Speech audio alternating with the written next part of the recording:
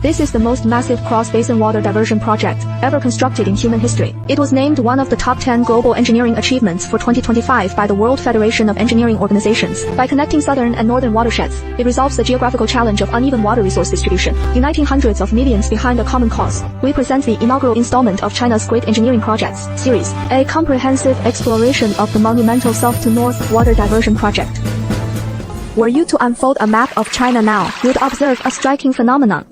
China possesses one of the planet's most intricate river networks.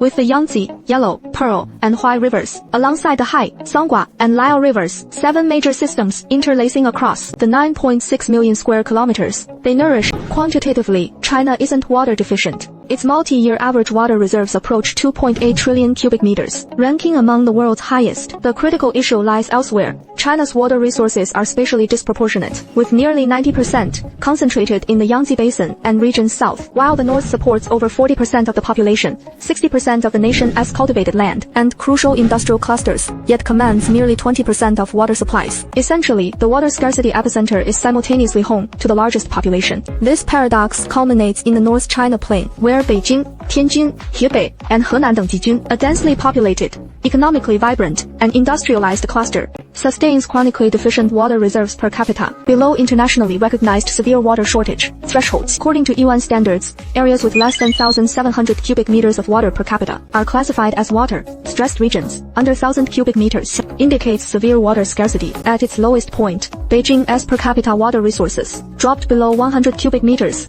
a level even lower than many desert nations. Some may ask, doesn't northern China have the Yellow River? Then why the water shortage? The answer is simple, mighty as it is. The Yellow River isn't abundant. Its annual runoff is only about 1/20th of the Yangtze, and the river basin itself must support agricultural irrigation, industrial development, and ecological restoration. It simply can't sustain the entire region's growing water demands alone. By the late 20th century, northern China's water crisis became fully apparent. Cities needed water to expand, factories to operate, farmlands to irrigate crops, and residents for daily life. Massive groundwater extraction began, with cities turning to underground sources. Over decades, countless wells pierced the aquifers, causing groundwater levels to plummet. Vast underground funnel zones formed in some areas. The North China Plain became one of the world's most severely overpumped regions. Groundwater levels fell dozens of meters in parts of Hebei. Ancient wells ran dry. Rivers stopped flowing. Wetlands vanished, and ecosystems showed signs of collapse. Beijing confronted an increasingly dire situation. To secure supply, the Guangting and Miyun reservoirs strained under immense pressure. However, population growth and economic expansion continued to widen the water supply gap. By the turn of the new century, Beijing's annual water shortage exceeded 1 billion cubic meters. Meanwhile, North China confronted an even more dangerous issue. Groundwater resources are finite, and over-extraction over time will eventually come at a cost, including land subsidence, shrinking rivers and lakes, and ecological degradation. For a region supporting hundreds of millions, water scarcity had become more than a resource concern. It became a strategic issue affecting national security, food security, economic stability, and ecological balance. In fact, as early as the 1950s, China's leadership had recognized this challenge. In 1952, during a Yellow River survey, the great leader proposed the famed words, "Southern China has ample water, while the north has less." Diverting water from south to north would be feasible. These 20-some characters planted the seeds for the transformative mega-projects that would shape China for generations. But the newly founded China had a weak industrial base, limited technical capacity, and was rebuilding from ruins. Aware of the issue, yet incapable of executing such a colossal endeavor, diverting water required far more than digging ditches. It demanded overcoming thousands of kilometers across mountains, rivers, plains, and cities, reconciling interests of multiple provinces, and solving unprecedented engineering challenges. This wasn't a provincial project, nor could one generation accomplish it alone. Thus, from the 1950s onward, tens of thousands of experts launched sustained feasibility studies. Through repeated surveys and hydrological measurements across the terrain, they continuously refined the engineering plans. The planning and feasibility studies alone spanned half a century, making it one of China's most extensive preliminary engineering assessments. Decades of research gradually forged a consensus to fundamentally alleviate northern China's water scarcity. Water conservation measures alone were insufficient. A national water conveyance network covering eastern, central, and western China was indispensable. Ultimately, a vision emerged that would captivate the world twin, diverting water from the Yangtze River through 3 distinct routes, central, eastern, and western. forming China's water network framework of 4 horizontals and 3 vertical arteries. The eastern route utilizes the Beijing-Hangzhou Grand Canal. The central route flows north from Danjiangkou Reservoir, while the western route will divert water from the Tibetan Plateau to the Yellow River's upper reaches. Together, these routes constitute China's largest ever strategic water redistribution project. This is the south-to-north water diversion project. Contrary to perceptions that it merely supplies Beijing, the project thoroughly re-engineers the spatial distribution of China's water resources. It transports abundant southern water resources via mega engineering to water-stressed regions.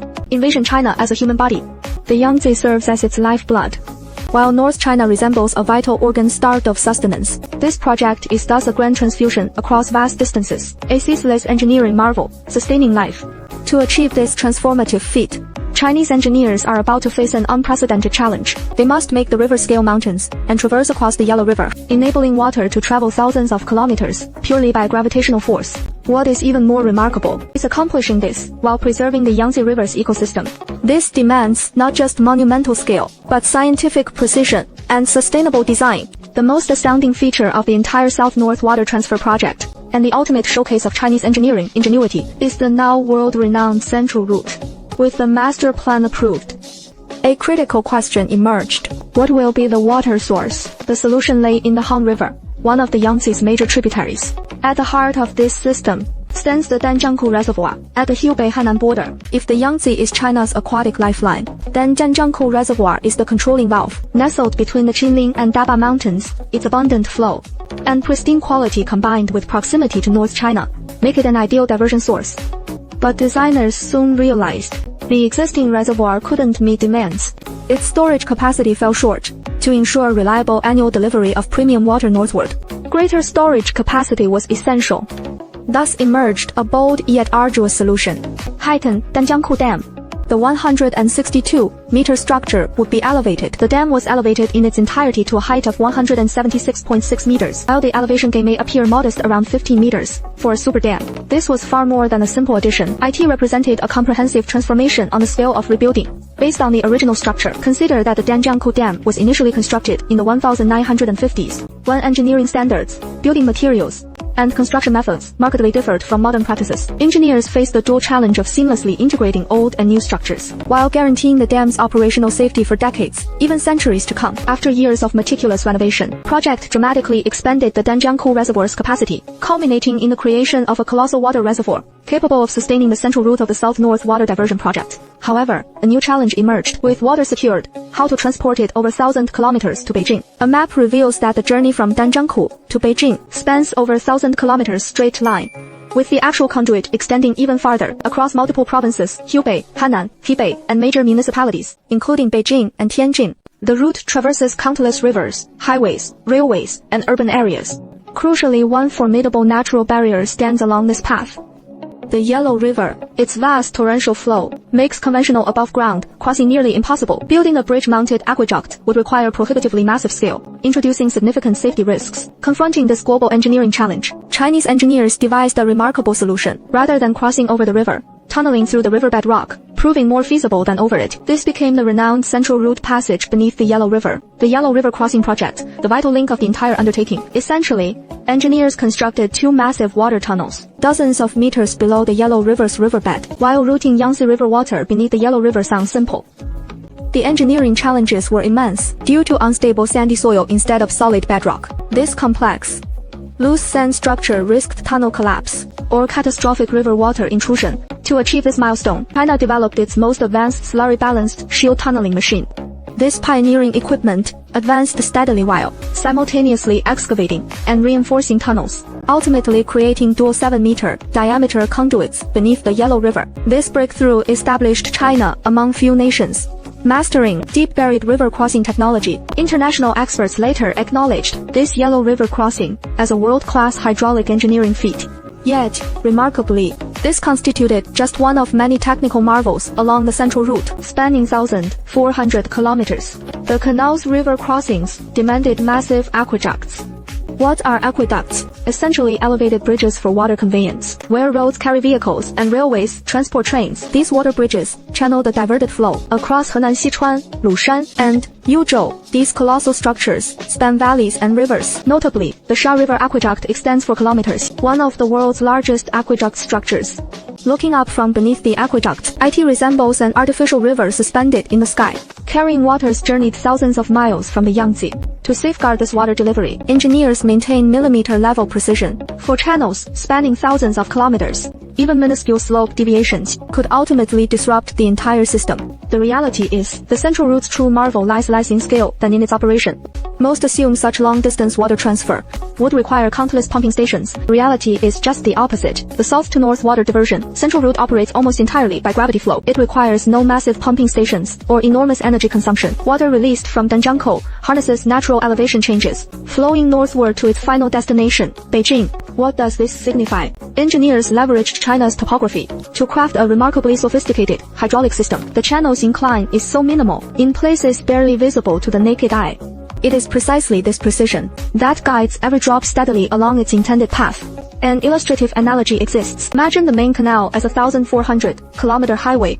Its slope control is so precise, it could have a glass ball roll steadily from Hubei to Beijing without leaving its designated path. Such engineering precision commands universal respect from any engineer. Of course, engineering challenges stem not only from construction but also ecological preservation, as the diverted water originates from the Yangtze. Poor management could severely impact the Han River Basin's ecology. Thus, during the planning phase, Chinese scientists conducted decades of hydrological research to meticulously determine diversion volumes, ensuring no disruption to the Yangtze Basin's ecological balance. Concurrently, to guarantee high-quality water for the north, unprecedented conservation efforts launched around Danjiangkou Reservoir. Hundreds of thousands relocated for construction and watershed protection. Polluting enterprises shuttered or transformed. Rigorous environmental systems established, with sustained control of agricultural runoff and steadily increasing forest coverage. Few realize that tap water in Beijing today comes from this project.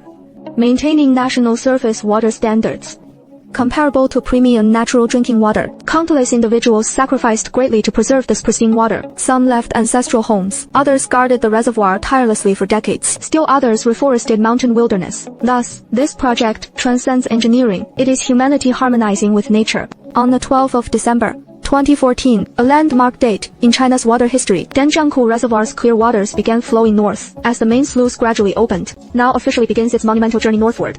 Traversing thousands of miles through Henan, across Hebei, the Yangtze waters finally reach Beijing. From the visionary concept proposed in 1952 to actual water delivery, a full 62 years have elapsed. From meticulous planning to final construction, this endeavor embodies generations of Chinese wisdom and dedication. This moment culminates more than half a century of anticipation. Yet the most remarkable chapter is only just unfolding. For the true measure of a mega-project's worth lies not in the magnitude of its construction, but in how many lives it transforms. As Yangtze waters flowed into North China, profound changes affecting hundreds of millions began unfolding quietly. Beijing's groundwater levels started rising. Rivers that had run dry for years are springing back to life, revitalizing the North China plain ecosystem. Cities once plagued by severe water shortages now embrace new developmental horizons. What began as an engineering project has evolved into a transformative force reshaping northern China's destiny. While constructing the project showcased China's engineering prowess, the impacts following water delivery represent an ongoing transformational process. Many associate the project primarily with Beijingers drinking Yangtze water, but this visible benefit merely scratches the surface of its true value. The most significant transformations occur beyond public view. When Danjiangkou's pure waters first reached Beijing, a chronic North China challenge began resolving. Groundwater over-extraction. For decades, insufficient surface water drove excessive groundwater pumping in Beijing, Tianjin, Hebei and other regions have long relied on groundwater. As people continuously extract water from it, groundwater levels steadily decline. Some areas have formed massive underground funnel zones, while rivers and lakes have diminished. Wetland degradation is increasingly straining ecosystems. With the introduction of the south-to-north water diversion, the situation began to improve. Cities that formerly depended on groundwater supply are gradually transitioning to diverted water sources. Groundwater extraction intensity continues to diminish. Increasing numbers of underground aquifers are starting to replenish. According to public data, since the south-to-north water diversion became operational traditional. Groundwater levels in Beijing's plain area have consistently risen for several consecutive years. Springs that once dried up have resurfaced. Some rivers have returned to year-round flow. What does this signify? It marks the early restoration of the past development model characterized by prolonged overuse of natural resources. If groundwater were likened to a savings account, North China has been overdrawing heavily for decades. But the south-to-north water diversion has replenished deposits to this account. This transformation may not be as visually obvious as skyscrapers, but for a region's sustainable development over the coming decades, it is critical. Meanwhile, more cities are beginning to reap benefits from the south-to-north water diversion. Beijing, Tianjin, Shijiazhuang, Zhengzhou, numerous cities, including Baoding, Handan, Jiaozuo, and Xuchang, are progressively connecting to the water diversion system. Hundreds of millions of people are gaining more reliable and safer water security. For modern cities, water supply security is no less vital than electricity supply. Without consistent water, industries cannot function, agriculture cannot produce, and residents cannot sustain their livelihoods. The south-to-north water diversion has forged a vital lifeline for northern China. More crucially, it safeguards national food security. Many overlook that the North China Plain ranks among China's most essential granaries, producing vast quantities of staple crops like wheat and corn.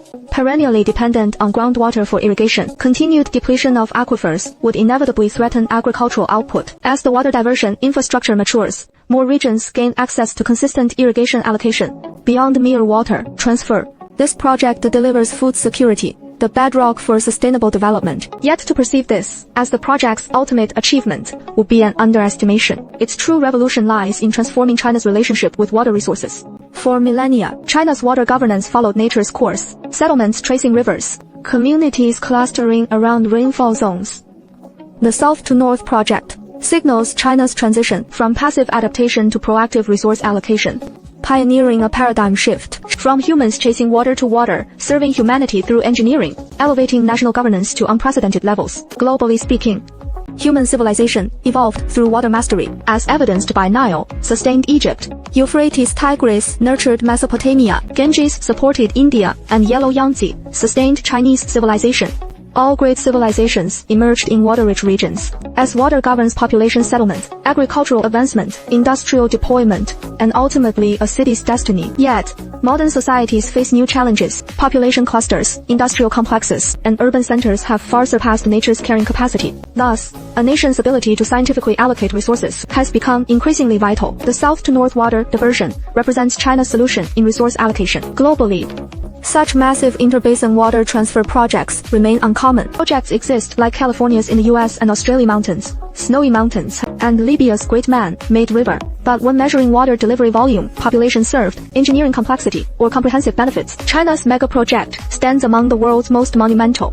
IT charts its own course, forged through China's unique geography and socio-political landscape. Foreign experts are struck by the realization during site visits. China hasn't merely diverted water, but has simultaneously pursued ecological restoration, resettlement initiatives, environmental conservation, and regional development. This integrated approach proves especially significant beyond the engineering feat. China's persistent efforts include building a water-saving society, implementing efficient farm irrigation, continually improving industrial water use, and upgrading urban conservation technologies. Meanwhile, the project optimizes national water distribution. Together, they form vital pillars of China's water security framework. In fact, without water conservation, the south-to-north water diversion cannot be sustained over the long term. Without interbasin transfers, water conservation would also prove inadequate to fully resolve water scarcity in northern China. Both are equally essential. Looking back today, the south-to-north water diversion is no longer merely an engineering feat. It resembles a steadily expanding national water grid.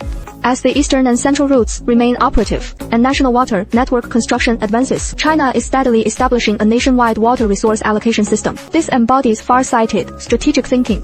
For a nation of 1.4 billion people, energy, food, and water resources remain indispensable strategic assets. Those who secure resource sustainability seize the initiative for future progress. Many draw parallels between the south-to-north water diversion and the Great Wall, others with the Beijing-Hangzhou Grand Canal, and some the Three Gorges Dam. They share a defining feature.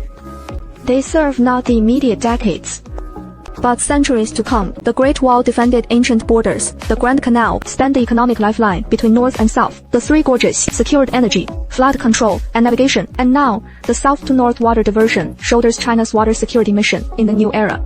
Its full import may unfold over decades. Someday, as cities flourish sustainably, rivers and lakes revive, and turning on the tap becomes routine, yielding safe, clean drinking water. Many may have forgotten this man-made river spanning thousands of miles. Yet, like air and sunlight, What truly matters is often overlooked when taken for granted. The south-to-north water diversion is precisely such an existence, silently flowing, yet sustaining countless lives without grand fanfare. It profoundly shapes the nation's future. From its conception in 1952, through over half a century of construction, following a simple phrase, "It is also possible to borrow some water." Today it stands as a monumental project spanning China's north and south. The south-to-north water diversion chronicles not merely a project's birth, but generations of builders pushing boundaries and transforming landscapes, a saga of endeavor. It is said that humanity's greatest power lies not in conquering nature, but in understanding and harnessing it, living in harmony with it. From this lens, the diversion's significance surpasses mere water transfer. It demonstrates to the world that when resource scarcity clashes with development needs, passive acceptance isn't our only path. Through scientific planning, engineering innovation, and sustained commitment, new equilibrium can be achieved. This might be the profound legacy left to China and the world. Diverting rivers across vast distances to nourish the north. A century-defining project blessing generations to come. This life-sustaining water continues its silent journey through mountains and valleys, while the saga of China's engineering prowess has only begun. This concludes episode 1 of China's Mega Engineering Projects series, the South-to-North Water Diversion. If you enjoy such in-depth and comprehensive, high-value content, remember to hit the like button and subscribe. Next episode, we'll delve into another awe-inspiring Chinese mega engineering feat that amazed the world, witnessing how nations reshape landscapes and shape destinies. See you in the next chapter.